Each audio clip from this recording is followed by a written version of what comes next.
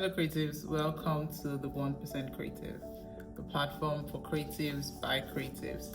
So today, I thought to do something a bit different from the episodes that we have coming up, and here is actually like a soul check I didn't know I needed until I started, reflecting and trying to understand why most things are not happening the way they're supposed to happen, especially for creatives. And what I'll be doing today majorly is to have us creatives, sit down just like I'm seated and have like a rethink of why we're doing what we're doing, if it makes sense. Like, why am I on this path? What do I want to achieve on this path? So very recently someone asked me a question, and it was interesting to answer actually, because from time to time it's almost like doing like a check and a balance of why you're doing what you're doing. He asked me, he said, what is the goal or what is the plan for the 1% Creative? And I said it was interesting as well, like I said, and I gave him a very concise, response. But afterwards I thought about it again, and I'm like, so what if, all of that dream or the goals or everything I have planned for this particular idea, doesn't come to life? Or what if slightly over 50% comes to life? How would I feel about it? What is my driving force? What are the things that, in retrospect, I am currently doing that I'm grateful for or I'm satisfied with? And then in hindsight, the things that, if it doesn't happen, how do you, maneuver? How do you get past it and probably don't let it, weigh you down to the point where you're not energized or you're not willing to keep moving or keep pushing? So these are the things that, like I said, I thought about, I've been thinking about. And what I'm going to be doing particularly today is to pick points as well from all previous episodes that, we've had uploaded, what the guests have said, from Sydney to Erica to Luther to Roberto. I'm going to, pick points from everything that we've had to talk about and merge it in this regard. Like, it's going to be interesting. It's really going to be interesting, and I want you to sit here with me. I want us to go through this together, ask ourselves some questions that we necessarily don't need, any external influence to answer, if it makes any sense. It's like deep thoughts, deep questions. As creatives, we have depth, and that's something that if we do not harness properly, it might either make us or mar us, but I'm basically on the part where I want my creative process to be good, for the lack of better words. I want it to be great. I want it to not make me lose myself, right? I want to be able to, as much as possible, as much as I'm trying to create, I don't also want to, create something that I won't be proud of tomorrow. So let's get right into it. I just made a few notes here so I would not forget what I want to say as well. The first reflection is what we're doing as creatives now. In reflection, where does that thing of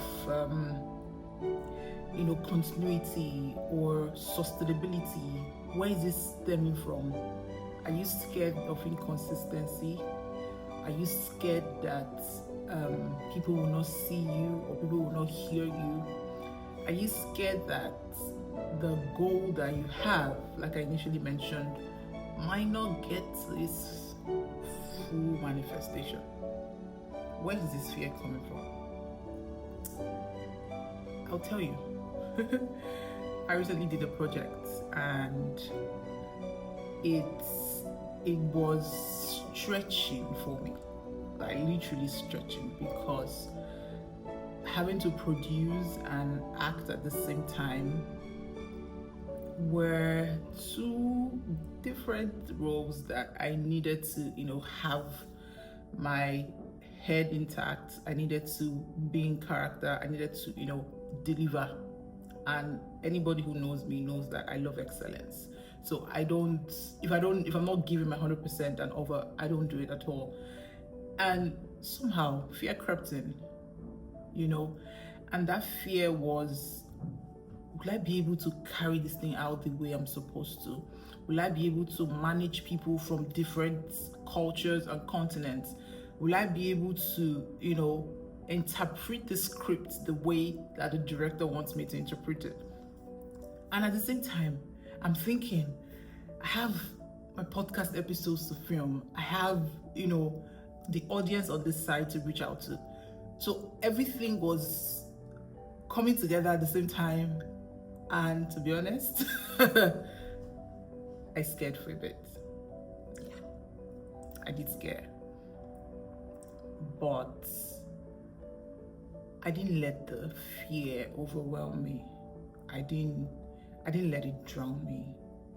I pushed beyond that particular, thought in my head, because I'm very emphatic on the fact that if we are able to conceive a thought, we can either bring it to life or let it die.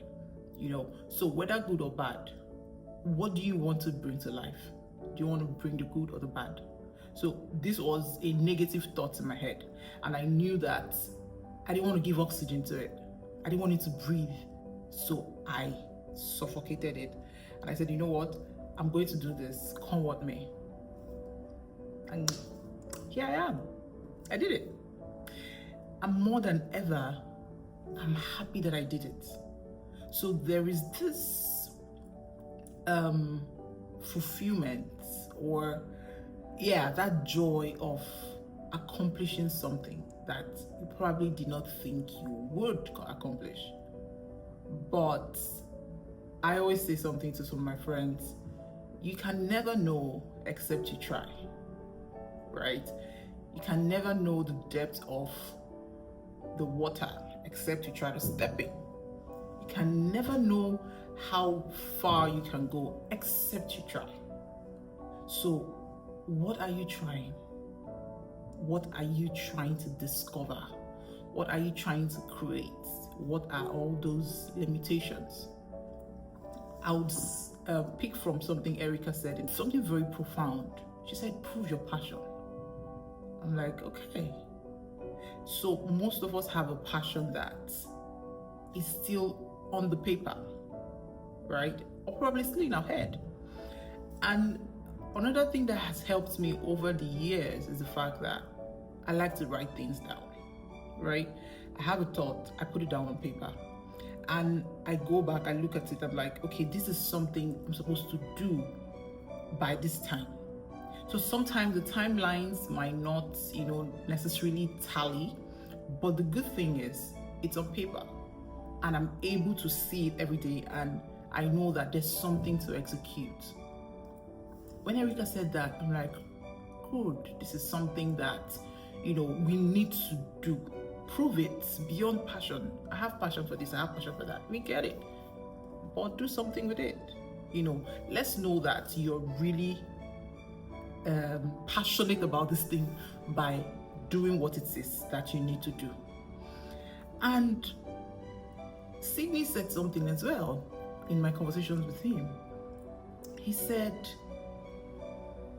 don't wait. The best time to do anything is now. It might sound cliche-ish, you hear that a lot, but in reality, it's something that you would never stop hearing. The best time to do anything is now. Do not wait, just do it now. And if I'm going to also align it with something Roberto said in the previous episode that we just uploaded, he said something like, if you haven't started doing it, people will not see it, people will not appreciate it. So what I got from it was, put yourself out there. You have this idea, put it out there until people see you. He said, until your personality comes through, then they might not listen. And technically, this is me putting myself out there as well. Trust me, I'm not, I can be very camera shy. You have no idea.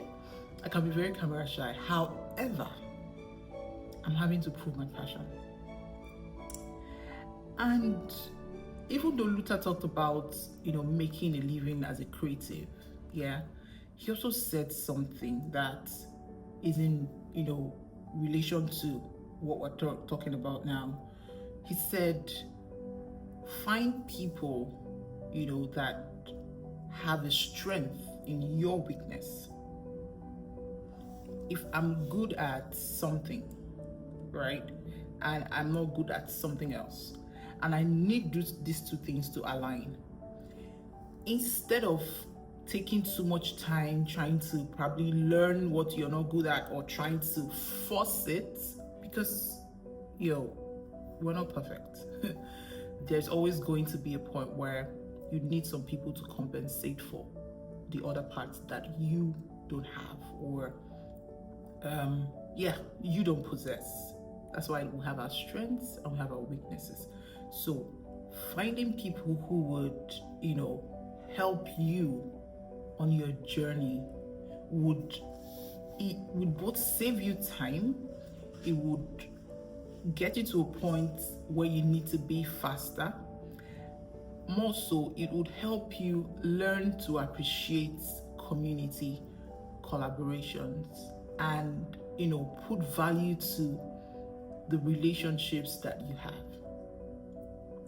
I'm saying this because it's been a practical thing for me. I'm still going to do like an episode later where I get to talk in depth about my journey, how things have been with me and how I've come so far on this creative part. I'll do that. But for now, it's a call to reflection. So this thing that I'm doing now, I have a big dream. I want this to have like an air slot in one of the big brands tomorrow. You name it, BBC, there's channels, there's CNN, there are like a lot of media outlets there. What if? So when the what if comes to play, what ifs are not always limiting. No, that's something I've learned as well. What ifs come as a reality check for you. What ifs are more like you can always, play around other things. I remember Eric also said it. If the first action or your course is not working, change it. You don't need to dwell. I find that some people, especially creatives, we dwell so much on what's not working. And we forget that there is something else we can do that would work or can work. So don't limit yourself. What ifs are not limiting, what ifs are checks. Just like the weather. Tomorrow it can be sunny, tomorrow it can be raining. So what happens when it's raining? What happens when it's sunny? It's life, it's what it is. And we have the freedom of creation. Yes, we say this all the time as creatives, we have freedom of creation.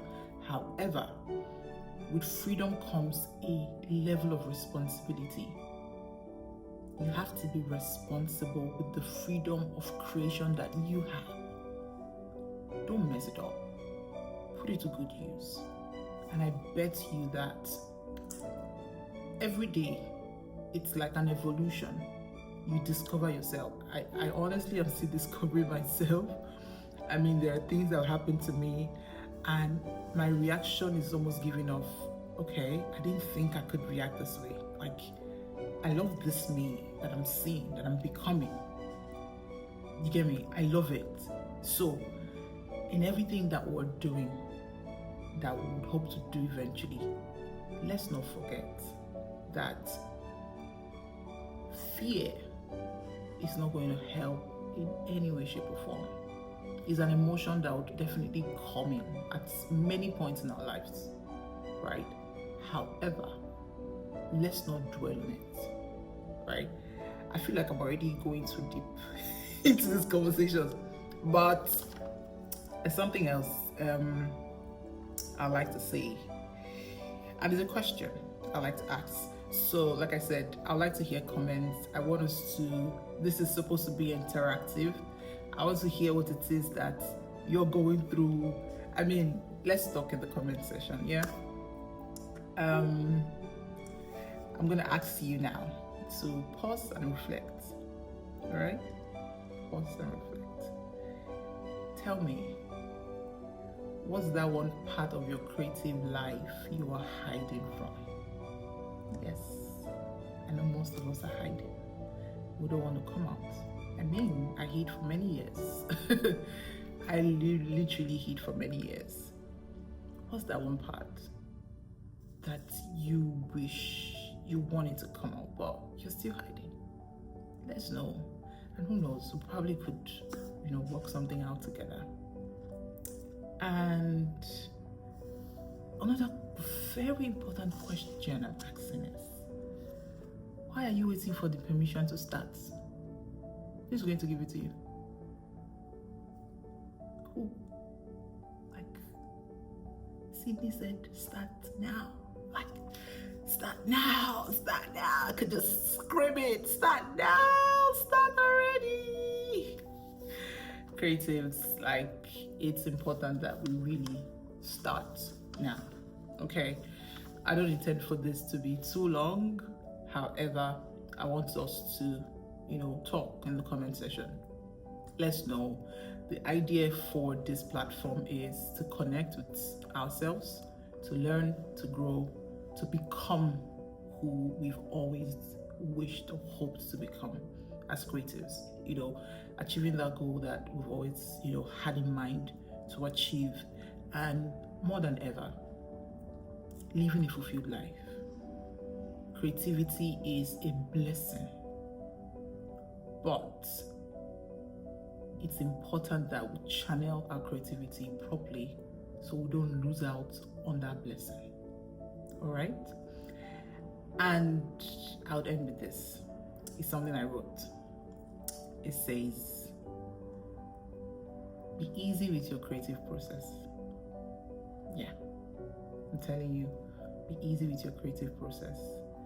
Choose growth, even when it's quiet. So, there's this analogy that, most of us probably have heard or we're used to. Is that trees don't grow they don't make noise while they're growing. It's almost like you plant a seed, the next morning you see that the seed has probably, there's like a spring up, and then the next minute it's growing really tall, the next minute the branches are out, the next minute the fruits are out, the next minute, like quiet growth. Be organic, be intentional, but make sure you're growing. Okay? Something else I wrote is, you don't need a leap, you just need 1% of alignment. Yes. Again, like I said, maybe in the episode that I would talk about myself, I would probably explain this properly. Sometimes we feel like we need that major leap, quantum leap, if you may. But when you align yourself, it's a tiny bit of a shift. That's where you see a lot of things happen and come to play. So do not forget that as well. All right? Anyway, that's the much I can share right now. I wish I could share more, but there's more to come. Anticipate the next episodes that are going to be coming up. There are a lot of them. Yeah, like I said, I had to just do this in between to, let's get used to ourselves, human touch to all of the things we're doing. I always love to give a human touch to anything that I'm doing. Hear me, I hear you. Let's do what we're supposed to do and do it right as well. Again, if you're not sharing these videos, but okay, don't forget to like, to subscribe, to share, and more than ever, to comment. I would like to read from you. I like to hear your thoughts. I like to speak to you as well. Literally. Yes, so until the next video, my name is Nina Alazi, and I am a creative. See you.